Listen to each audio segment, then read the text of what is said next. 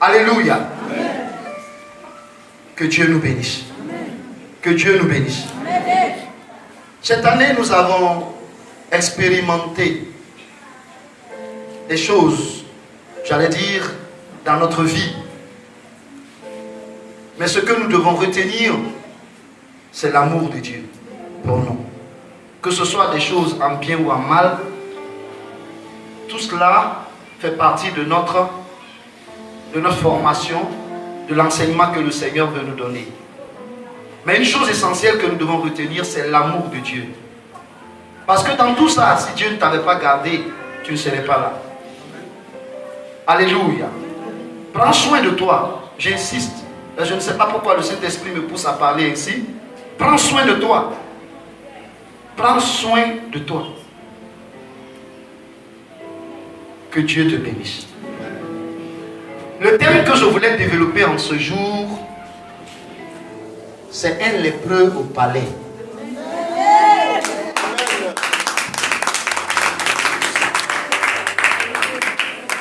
Je dis un lépreux au palais.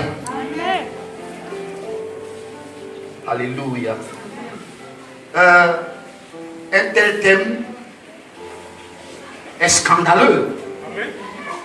Alléluia. Un tel thème peut scandaliser quelqu'un, peut scandaliser le monde.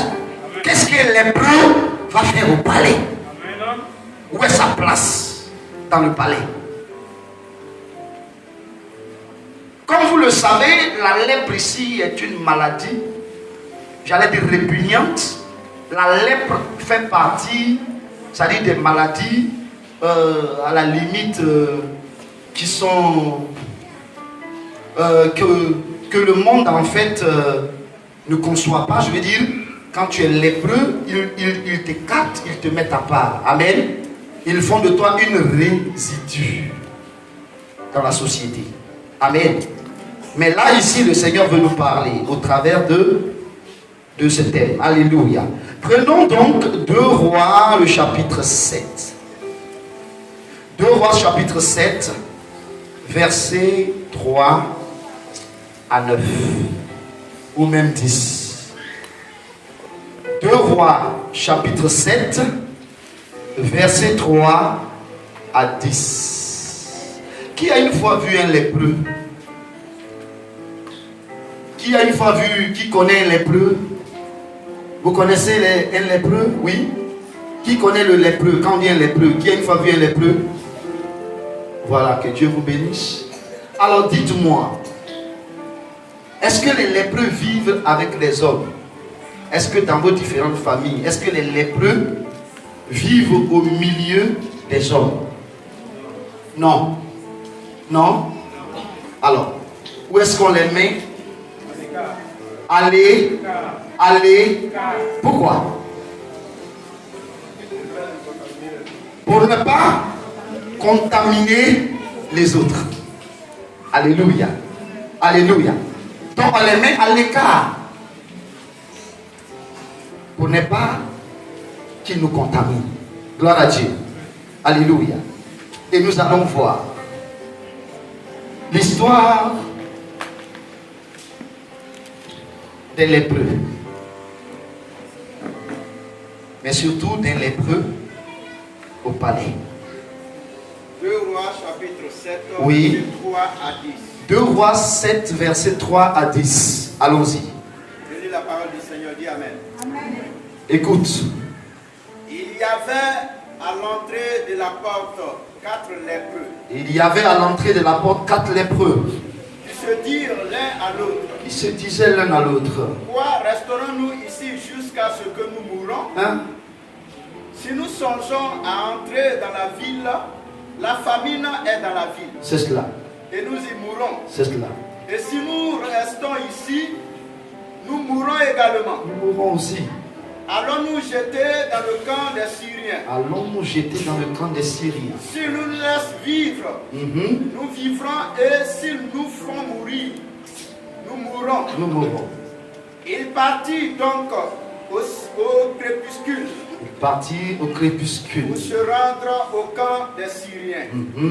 Et lorsqu'il fut arrivé à l'entrée du camp des Syriens, voici, il n'y avait personne. Il n'y avait personne.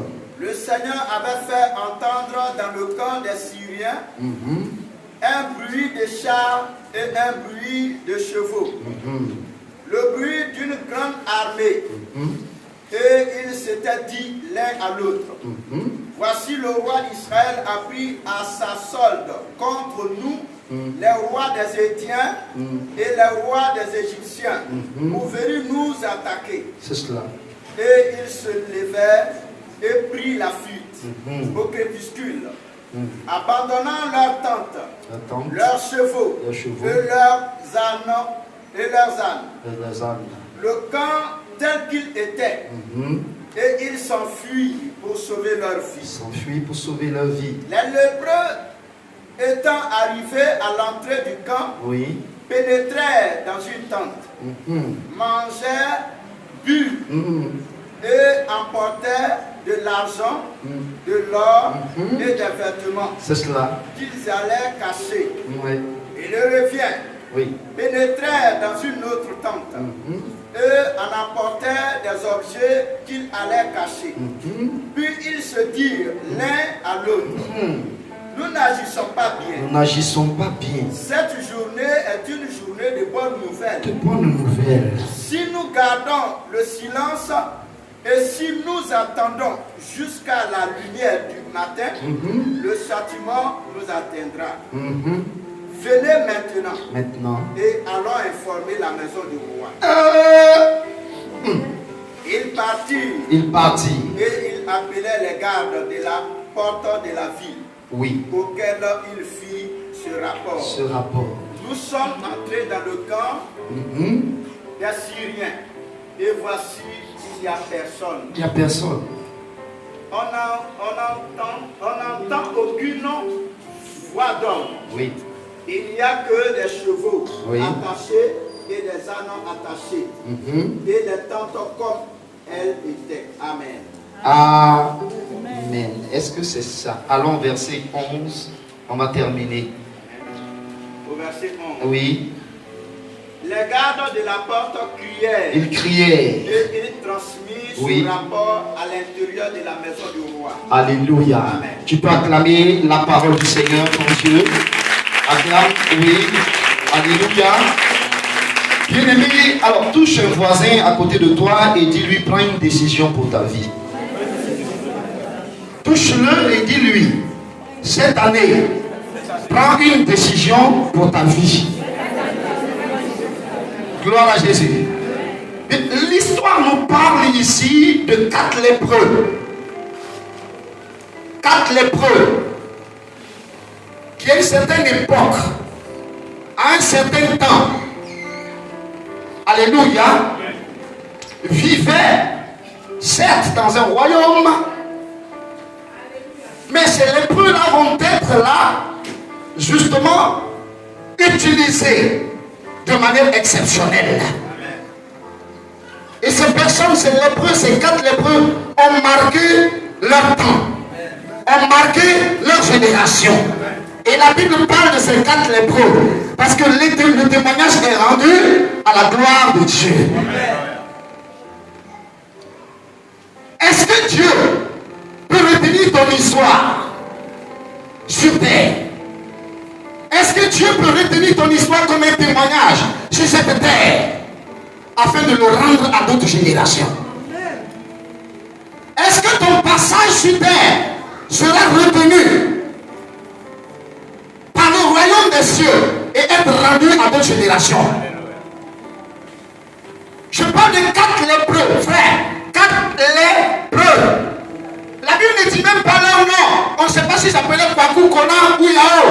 Ce n'est pas le problème. Il dit 4 lépreux. Donc voyez-vous, ils ont été identifiés par rapport à leur état. Ah, c'est choquant, frère. Amen. La Bible les identifie par rapport à leur état, pas leur nom. Et moi, je sais qu'il y avait une marque dedans. Amen. Parce que je m'appelle Marc. Ah, frère, si tu ne comprends pas ton histoire sur terre, tu vas te confondre aux autres. Et pour finir, Tu vas dire que c'est à cause de mon pasteur, je n'ai pas pu hériter le ciel. Non, frère. Tu n'as rien compris. C'est ton histoire. Tu ne la vivras pas deux fois. Tu la vivras une seule fois. Alléluia. Donc, ne t'adonne pas des futilités.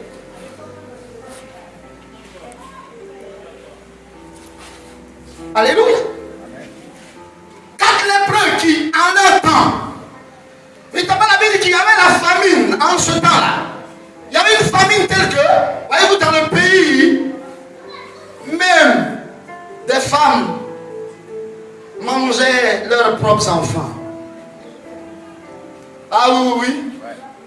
Des femmes qui mangeaient leurs propres enfants.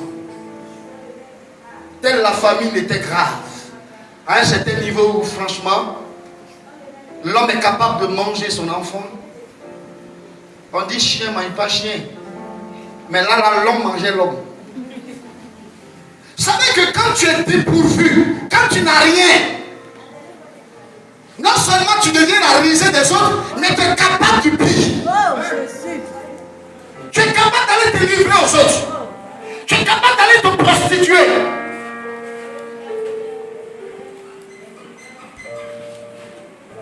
Tu es capable de t'adonner au vol, au mensonge. Quand tu es dépourvu, et Dieu ne veut pas que son peuple soit dépourvu. Dieu ne veut pas que son enfant soit dépourvu. Même quand il y a la famine, ton Dieu est le pourvoyeur. Même quand ça ne va pas, ton Dieu te soutiendra. 4 lépreux de leur temps, frère, étaient non seulement vivaient la famine, mais à cause de leur état, du fait qu'ils étaient des lépreux, ils ont été chassés loin des autres, mis à l'écart, chassés hors de la ville, rejetés par les autres.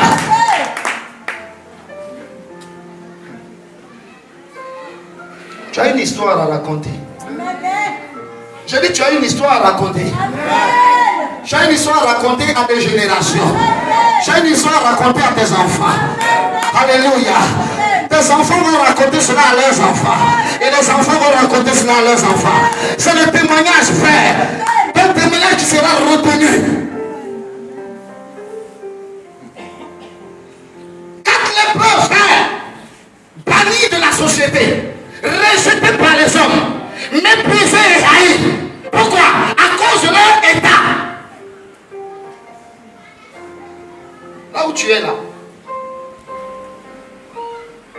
la Bible dit que l'argent répond à tout, n'est-ce pas? Si tu veux, là où tu es assis, la personne ne te considère. Il faut commencer à prospérer. Tu vas commencer à rouler dans des grosses voitures, tu vas dormir en engrais et tout. Tu vas voir, même si tu n'as pas de parents, tu en auras.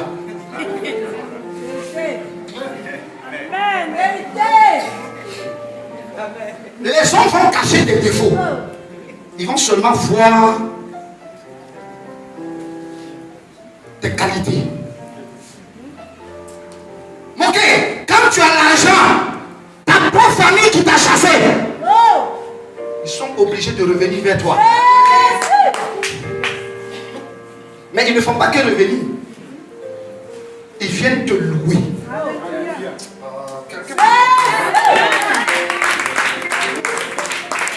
Écoutez, pour que vous sachiez que Dieu nous aime, il nous aime réellement. Ce n'est pas un amour conditionné. Non. C'est un amour qui est sans faille. Il nous aime, tout simplement. Et il le démontre. Frère, en ce temps-là, il y avait la famine. Mais ces 4 lépreux avaient été rejetés, chassés. Et c'était hors de la vie. Et ils se sont dit, mais tiens, puisque la société nous rejette, puisque nos familles nous rejettent, puisque nos connaissances nous rejettent, puisque nos femmes nous rejettent, puisque nos maris nous rejettent, avons-nous le choix? Avons-nous le choix? Est-ce que nous avons le choix? Tu essaies de faire bonne figure à quelqu'un, peut-être qu'il peut faire semblant d'être avec toi, un enfant du monde. Il va essayer de s'accorder avec toi. Mais le fait que tu sois chrétien, toi et lui là, vous ne serez jamais d'accord. Vous n'êtes pas dans le même sens. C'est pourquoi vous allez souvent prendre des amis dans le monde, ou j'allais dire, hein, des personnes qui ont un autre esprit. Et vous voulez vous accorder avec ces personnes-là. Vous voulez d'accord? Ça n'ira jamais. Ça n'ira pas. Tu peux être une belle femme, jolie comme ça. Alléluia. Mais tu dis tu veux te marier, tu peux rencontrer un homme. Lui aussi il peut t'aimer. Ça peut être un bon début. Ça peut être un bon début. Mais l'esprit qui est en toi, si cet homme ne se convertit pas, l'esprit de Dieu qui est en toi va le chasser.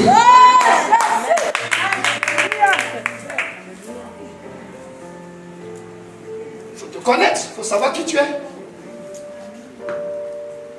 J'ai cherché à avoir des amis. Depuis des années, je dis à mon épouse, je dis, c'est bizarre, mais je cherche des amis. Je cherche des attaches, mais je n'en trouve pas. Elle me dit, mais c'est compliqué, l'esprit qui est en toi là. Il faut que tu apprennes. Parce qu'en fait, aujourd'hui, mes amis essentiellement sont des pasteurs. Mais pour dire que j'ai un ami dans le quartier, là où on s'assoit, on joue dame, on joue ludo, on se raconte des histoires, ni tête, sans tête, sans queue là. Je dis que je n'en ai pas. Amen. Amen. Frère, la Bible parle de ces 4 lépreux là qui ont compris que au milieu des hommes, ils n'ont pas leur place. Au milieu de leur famille, ils n'ont pas leur place. Dans leur quartier, ils n'ont pas leur place. Dans la ville, là, ils n'ont pas leur place. Alors ils ont compris qu'il fallait justement se référer à un seul Dieu. Entre-temps, Israël était en guerre contre les Syriens. Et les Syriens avaient dressé leur camp quelque part. Et ils cherchaient le moyen d'attaquer Israël.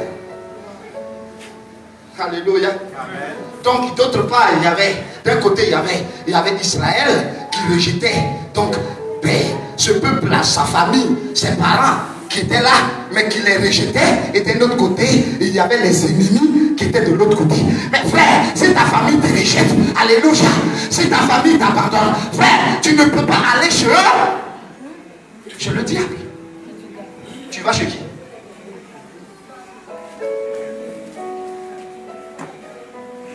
Ils se sont arrêtés. Ils étaient où? Au milieu.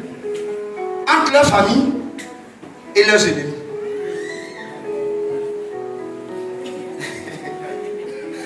C'est ton histoire qui est là. Amen.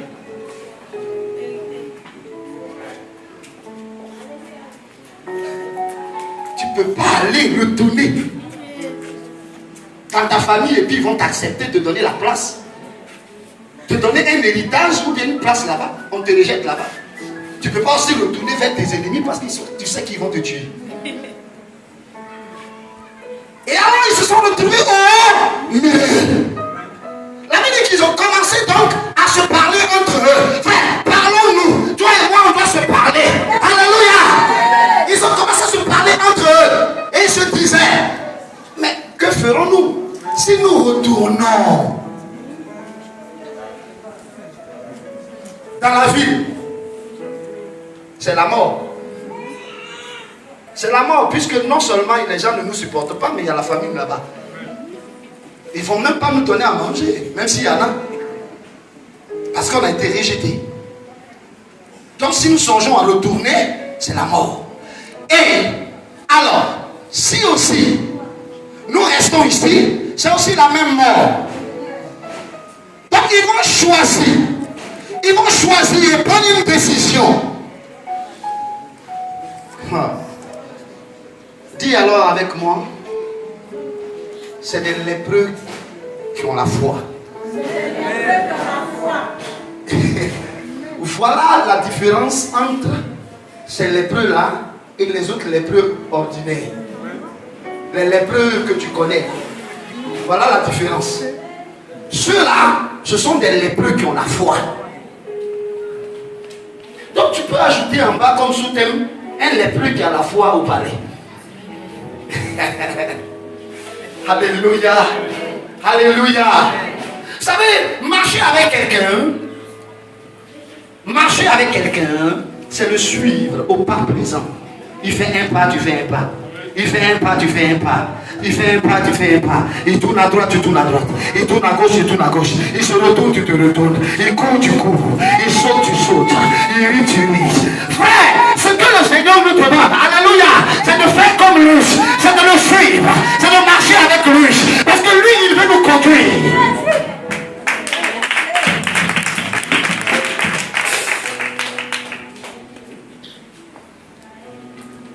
Il y a des gens qui viennent souvent à l'église, ils disent, bon, aujourd'hui on va surprendre le prophète, peut-être il ne va pas bien prêcher, parce qu'il ne sait pas trop bien parler. Hey, ce n'est pas moi qui parle. C'est pourquoi l'homme que je suis, tu ne peux jamais le connaître. Amen. Tu vas venir chaque jour, il va changer. Amen. Tout simplement parce que c'est un instrument que Dieu s'est choisi. Quand Dieu te choisit, même si tu es un lépreux, les autres seront obligés de le reconnaître malgré ton état, malgré le fait que tu es lépreux, que Dieu est avec toi et cela va changer tout.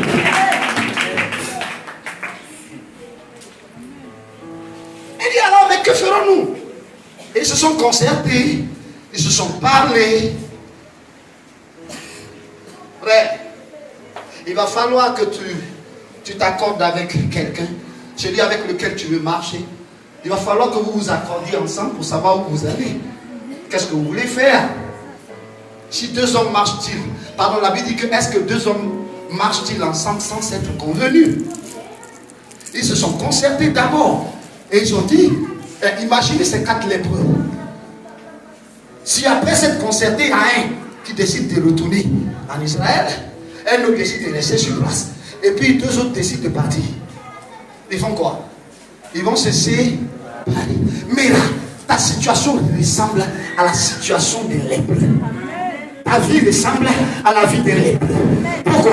Parce que regarde, après une telle, c'est-à-dire après un tel événement, après une telle situation, alléluia, gloire à Dieu, regarde, les hommes te regardent, non pas comme une église ordinaire, on te regarde comme une église malade, une église lépreuse, une église qui a des problèmes, une église qui frère, quand on te regarde, on se demande, est-ce que réellement, toi tu es un enfant de Dieu, est-ce que réellement, tu es normal? Oui, tu as une maladie. Une maladie que les hommes rejettent, mais que Dieu prend pour sa gloire.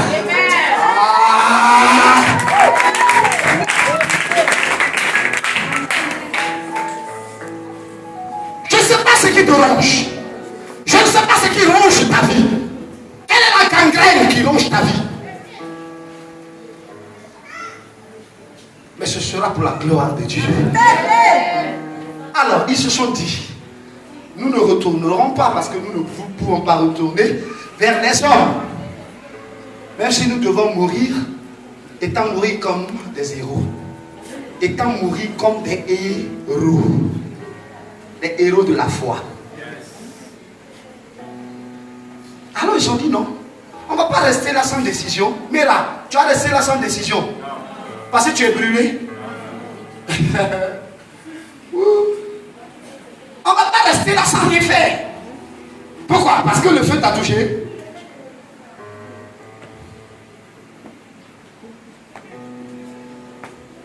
Parce que tu es devenu lépreux. Tu peux prendre une décision. Alléluia.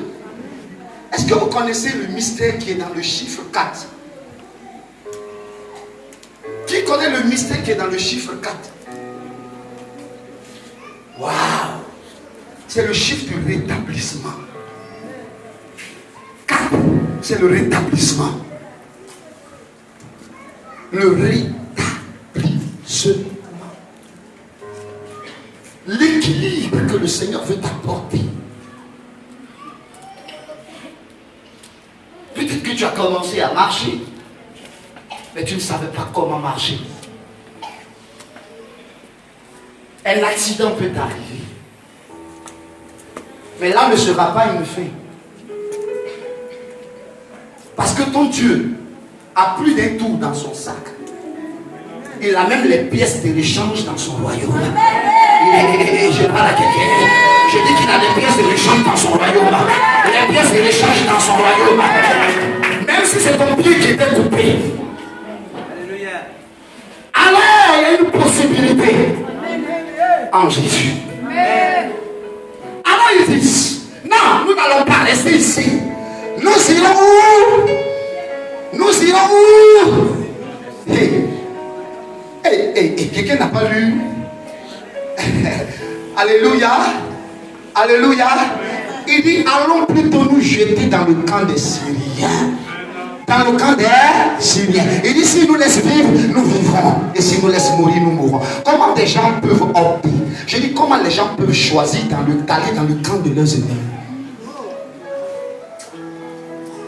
Non, attendez, hein. Ne me dites pas que c'est juste une parole comme ça. Comment est-ce qu'un homme normal peut choisir d'aller mourir dans le camp de ses ennemis? Au moins en venant vers tes parents, à un moment donné, ils pourront avoir pitié de toi. Mais ils disent, allons plutôt dans le camp des Syriens. Dieu nous veut pour manifester sa gloire. Il dit à Abraham, il dit, va-t'en de la maison de ton père, sors de ta patrie, quitte la maison de ton père et va dans un lieu où je te montrerai. Des années plus tard, il dit à Abraham, ta génération sera en captivité pendant 400 ans en Égypte. 400 ans. Et après quoi, je manifesterai ma gloire. Je ferai éclater ma gloire. Pour que tous les jours. Est-ce que vous savez pourquoi Israël s'est retrouvé en Égypte? Parce qu'en ce temps, l'Égypte était la nation la plus puissante.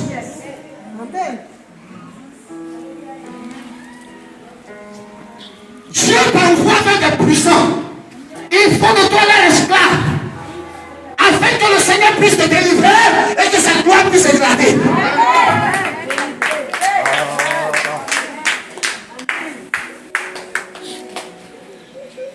Alléluia. Alléluia. Les esprits de famille qui tiennent ta vie, c'est pour un temps. C'est pour un temps.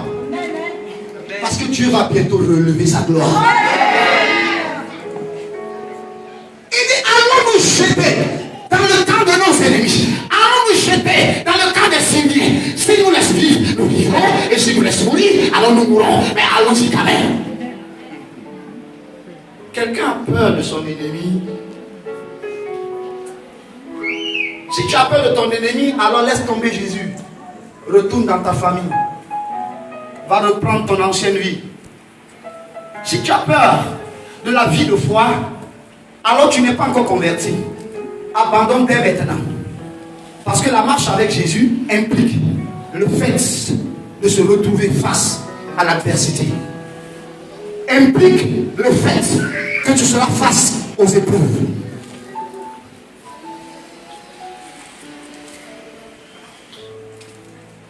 Allons. Il faut dire à quelqu'un, allons. Il dit quoi? Allons. Il y a qu'un d'entre eux qui a parlé quand même. Il y a un d'entre eux qui a parlé. C'est ce gars-là qui est en train de te parler ce matin. Il dit, je susciterai du milieu de vous un prophète. Vous l'écouterez. Un porte-parole. Vous l'écouterez. Je vais prendre un au milieu de vous. Mais écoutez-le.